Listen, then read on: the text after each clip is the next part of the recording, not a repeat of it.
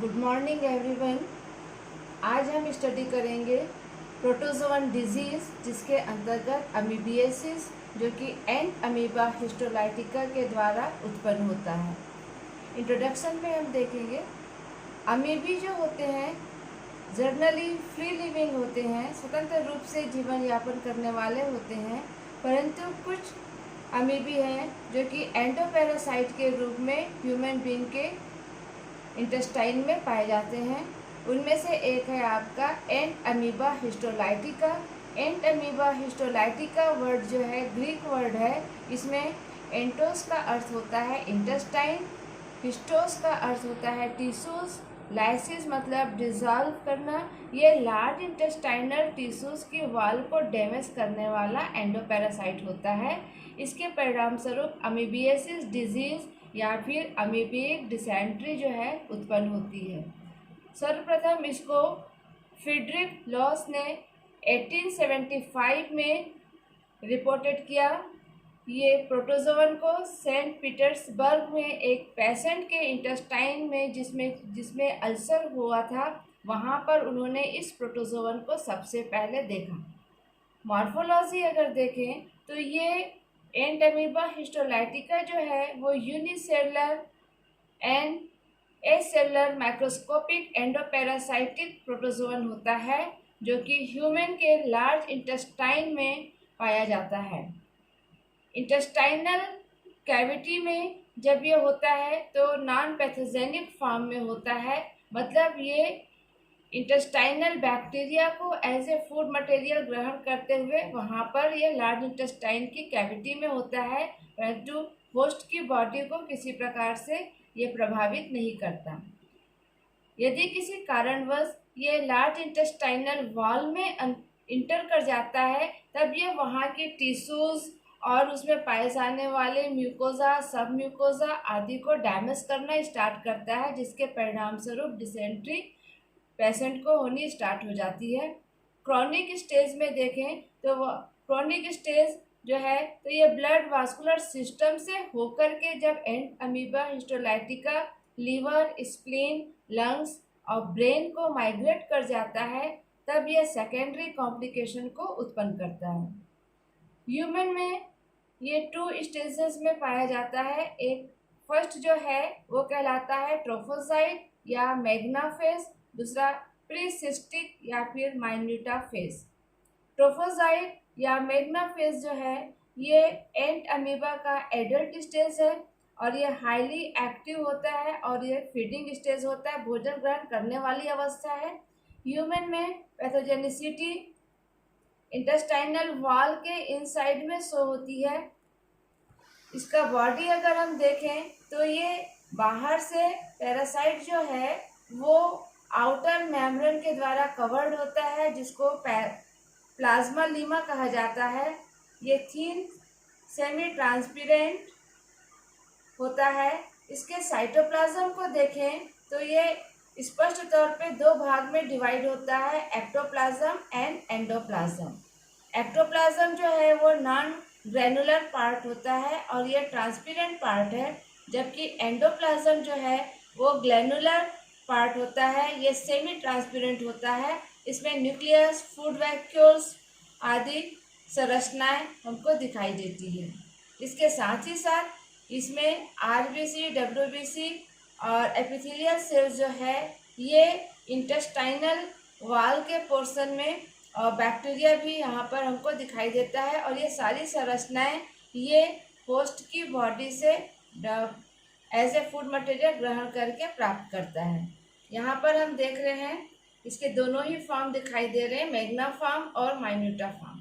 Magna form में आप देख रहे हैं बाहर की ओर ये आउटर साइड में प्लाज्मा लीमा है, फिर स्पष्ट तौर पे ये एक्टोप्लाज्म दिखाई दे रहा है, और फिर इन साइड में आपका एंडोप्लाज्म है, लार्ज न्यूक्लियस है, और यहाँ फूड वैक्यूल्स दिखाई दे रहे हैं।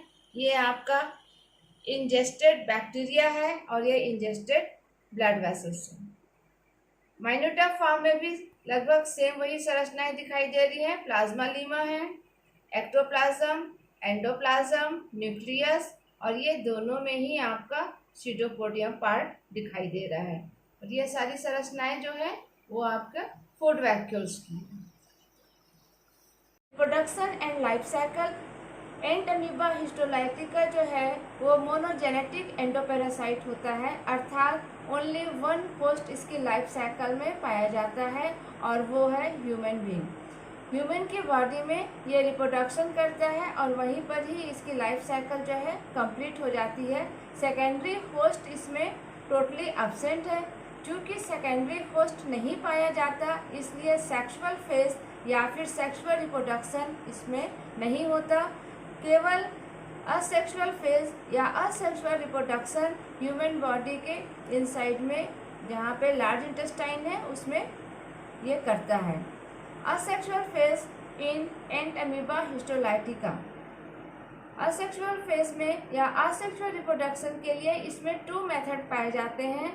फर्स्ट है आपका बाइनरी फ्यूजन। बाइनरी फ्यूजन में ट्रोफोजाइट की जो बॉडी सेल्स है उसमें जब बहुत अधिक मात्रा में रिजर्व फूड मटेरियल कलेक्ट हो जाते हैं तब ये ट्रोफोजाइट जो है मल्टीप्लिकेशन प्रोसेस के द्वारा बाइनरी फ्यूजन करता है और इसमें टिश्यूज जो है वो लार्ज इंटेस्टाइनल वॉल की टिश्यू में ही ये बाइनरी फ्यूजन की प्रक्रिया को कंप्लीट करता है, जिसके स्टेप्स हैं। फर्स्ट स्टेप जो है वो कहलाता है आपका रेस्टिंग स्टेज। रेस्टिंग स्टेज में ट्रोफोजाइट लोकोमोशन एंड फीडिंग को कम्प्लीटली स्टॉप कर देता है। इस रेस्टिंग स्टेज में ट्रोफोजाइट के द्वारा ना तो प्रजनन होता और ना ही भोजन को ग्रहण करने की प्रक्रिया होती है। देन न्यूक्लियस जो इसमें है वो स्पेसिफिक पैटर्न में डिवीज़न स्टार्ट करता है, जो कि माइटोटिक डिवीज़न होता है और माइटोटिक डिवीज़न के परिणाम स्वरूप ये 2 पार्ट में डिवाइड हो जाता है। न्यूक्लियर मेम्ब्रेन जो है वो भी इस विभाजन के साथ ही साथ चलती है, लास्ट टाइम तक प्रेजेंट होती है। न्यूक्लियस डिवीज़न प्लस साइटोकाइनेसिस के परिणाम स्वरूप ट्रोफोजाइट की बॉडी जो है वो साइटोप्लाज्मिक सेप्टम के द्वारा 2 पार्ट में डिवाइड हो गई। अब ये बाइनरी फ्यूजन जो है उसके परिणाम स्वरूप अब 1 ट्रोफोजाइट जो है वो 2 डॉटर एंड अमीबी में परिवर्तित हो जाता है। ये डॉटर एंड अमीबी जो है इसमें से कुछ जो होते हैं वो एक्टिव फॉर्म में आकर के इंटेस्टाइनल वॉल की सेल्स को डैमेज करना स्टार्ट करते हैं और वहाँ से आरबीसी, टिश्यूज, बैक्टीरिया आदि को एज ए फूड मटेरियल ग्रहण करके ग्रोथ करते हैं और फिर पुनः ये बाइनरी फ्यूजन की प्रक्रिया को लार्ज इंटेस्टाइनल वॉल में कंप्लीट करते हैं। कुछ डॉटर एंड अमीबी जो हैं वो स्वतंत्र होकर के इंटेस्टाइनल कैविटी में पहुंच जाते हैं और वहां पहुंचकर ये माइन्यूटा फॉर्म में चेंज हो जाते हैं। इनमें किसी प्रकार का बाइनरी फ्यूजन नहीं पाया जाता। एनसिस्टेशन, मल्टीपल फ्यूजन रिप्रोडक्शन एनसिस्टेशन जो है ये ओनली माइन्यूटा फॉर्म में ही पाया जाता है। यहाँ पर इंटेस्टाइनल कैविटी में ये कंप्लीट होता है। ट्रोफोजाइट जब पोटेंशियली वीक हो जाता है और ये होस्ट की वॉल में इनसाइड जो टिश्यूज का पोर्शन है वहाँ पर बाइनरी फ्यूजन करने में अनकेपेबल है, नहीं कर पाता है, तब ये माइन्यूटा फॉर्म में परिवर्तित हो जाता है और इसी अवस्था में इंटेस्टाइनल कैविटी में ये रहता है और फिर वहाँ इंटेस्टाइनल कैविटी में इसमें इनसिस्टेशन प्रोसेस जो है वो स्टार्ट हो जाता है और ये टेट्रा न्यूक्लिएटेड सिस्ट या फिर इन्फेक्टिव स्टेज में परिवर्तित हो जाता है। Formation of tetra nucleated cyst या infective stage in intestine of man. Cyst formation minuta form in intestine, जब इंटेस्टाइन की कैविटी में माइन्यूटा फॉर्म में होता है तब इसमें चारों ओर से साइटोप्लाज्म के द्वारा ये कवर हो जाता है और ये साइटोप्लाज्म की कवरिंग जो होती है soft, colourless, transparent protein cyst के सिक्रेशन के माध्यम से होती है और यही प्रोसेस जो है वो कहलाता है आपका इनसिस्टेशन और इस स्टेज को कहा जाता है इनसिस्टमेंट स्टेज। सिस्ट जो है वो यूनिन्यूक्लिएटेड होता है और ये इनसाइड अगर हम सिस्ट का देखें माइन्यूटा फॉर्म में तो यहाँ पर 2 टाइम माइटोटिक डिवीजन करके ये 4 न्यूक्लियाई में परिवर्तित हो जाता है। प्रत्येक सिस्ट जो कि ह्यूमन के लार्ज इंटेस्टाइन कैविटी में पाए जा रहे हैं उससे टेट्रा न्यूक्लिएटेड सिस्ट में ये परिवर्तित हो जाते हैं और यही स्टेज जो होता है वो संक्रमित अवस्था है। ये आपका ट्रांसमिटिव स्टेज होता है और ये जब ह्यूमन स्टूल के माध्यम से एटमॉस्फेयर में स्वतंत्र हो जाते हैं और फिर फर्दर डेवलपमेंट तभी होगा जब ये किसी अन्य ह्यूमन बीइंग में ट्रांसमिट कर दिया जाए, उनकी बॉडी में पहुंच जाए। Transmission of infection of infective stage to new host. Cyst contaminated food और ड्रिंकिंग वाटर के द्वारा ये होस्ट के न्यू होस्ट जो होता है उसके एलिमेंट्री कैनाल में इंटर कर जाते हैं। एलिमेंट्री कैनाल से होते हुए ये उसके स्टमक में और स्टमक से होकर के स्मॉल इंटेस्टाइन में पहुंच जाते हैं। स्मॉल इंटेस्टाइन में जब ये पहुंचते हैं तो वहाँ पर पेरेन्काइमेटिक जूस, ट्रिप्सिन एंजाइम आदि जो है वो प्रोटीन सिस्ट वॉल को डिसॉल्व कर देते हैं और यहाँ पर ये टेट्रा न्यूक्लिएटेड एंड अमीबी जो है वो स्मॉल इंटेस्टाइन में स्वतंत्र हो जाता है और वहाँ पर से ये लार्ज इंटेस्टाइन में आ जाता है। सिस्ट का रिमूव होने का जो प्रोसेस है वो एक्सिस्टेशन कहलाता है। स्मॉल इंटेस्टाइन की कैविटी से ये टेट्रा न्यूक्लिएटेड जो है एंड अमीबा वो यहाँ लार्ज इंटेस्टाइन में पहुँच गए और ये मेटासिस्ट कहलाते हैं। मेटासिस्टिक डेवलपमेंट। न्यू होस्ट के स्मॉल इंटेस्टाइनल कैविटी में प्रत्येक मेटासिस्ट जो है वो बाइनरी फ्यूजन के द्वारा डिवाइड होता है और 4 न्यूक्लियाई स्पेसिफिक पैटर्न में डिवीजन करते हैं। साथ ही साथ इनका साइटोप्लाज्म भी डिवाइड होता है और लास्ट में हमको 1 मेटासिस्ट टू 8 स्मॉल यूनिन्यूक्लिएटेड एंड अमीबी या मेटासिस्टिक ट्रोफोजाइट जो है प्राप्त होता है। ये लार्ज इंटेस्टाइन में ग्रोथ कर रहे हैं और वहाँ पर ये मैक्सियो ट्रोफोजाइट में परिवर्तित हो जाते हैं। एक्सिस्टिक अमीबी या फिर टेट्रा न्यूक्लिएटेड मेटासिस्ट जो है सबसे पहले बाइनरी फ्यूजन करता है और बाइनरी फ्यूजन के द्वारा ये 4 न्यूक्लियस में परिवर्तित हो जाता है। 4 न्यूक्लियस में से ओनली 1 न्यूक्लियस जो है वो माइटोटिक डिवीजन के द्वारा डिवाइड हो रहा है और यहाँ पर ये 2 डॉटर इन अमीबी में परिवर्तित हो जाता है, जिसमें से एक में 2 न्यूक्लियाई होते हैं और दूसरे में 3 न्यूक्लियाई होते हैं। जिस डॉटर एंड अमीबी में 2 न्यूक्लियाई होता है उसमें अब पुनः बाइनरी फ्यूजन होता है, जिसके परिणाम स्वरूप ये पुनः 2 डॉटर एंड अमीबी में परिवर्तित हो गया, जिसमें से एक में 1 न्यूक्लियाई और सेकंड में 2 न्यूक्लियाई है। 2 न्यूक्लियाई वाला जो डॉटर एंड अमीबी है उसका साइटोप्लाज्म में भी डिवीजन स्टार्ट होता है और इसके परिणाम स्वरूप ये 2 डॉटर एंड अमीबी में परिवर्तित हो जाता है और प्रत्येक डॉटर एंड अमीबी जो है वो सिंगल न्यूक्लियस युक्त होता है। 3 न्यूक्लियाई वाला जो एंड अमीबी था वो डॉटर एंड अमीबी जो है अब पुनः बाइनरी फ्यूजन कर रहा है और 2 डॉटर एंड अमीबी में परिवर्तित हो जाता है और प्रत्येक डॉटर एंड अमीबी में 2 न्यूक्लियाई पाए जाते हैं। फर्स्ट 2 न्यूक्लियाई डॉटर एंड अमीबी जो है उसके साइटोप्लाज्म में डिवीजन हो रहा है और वहाँ पर पुनः 2 डॉटर यूनिन्यूक्लिएटेड एंड अमीबी उत्पन्न हो रहे हैं।